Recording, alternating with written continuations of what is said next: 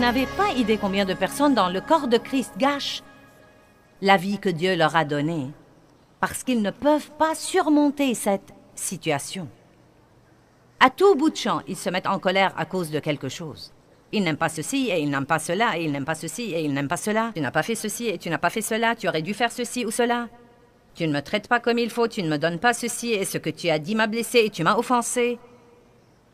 Et en fait, il n'y a pas moyen d'avoir la moindre puissance de Dieu dans nos vies sans avoir la moindre unité. La Bible nous parle de la puissance que nous pouvons avoir si deux croyants s'accordent. Juste deux. Il dit, si je peux juste trouver deux personnes. Donc imaginez la puissance que nous pourrions avoir si toute l'Église est unie. Pourquoi? Je veux dire, pas besoin d'Einstein pour comprendre pourquoi les églises ne sont pas pleines.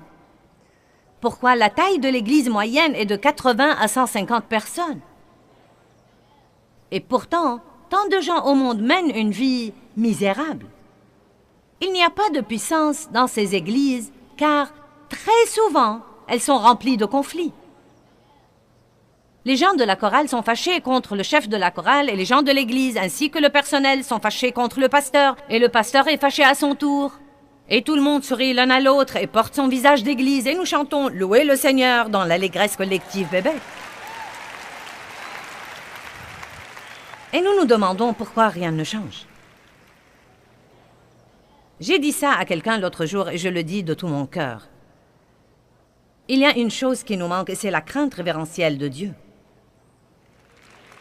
Et Dieu dit que le soleil ne se couche pas sur votre colère. N'ouvrez pas la voie au diable.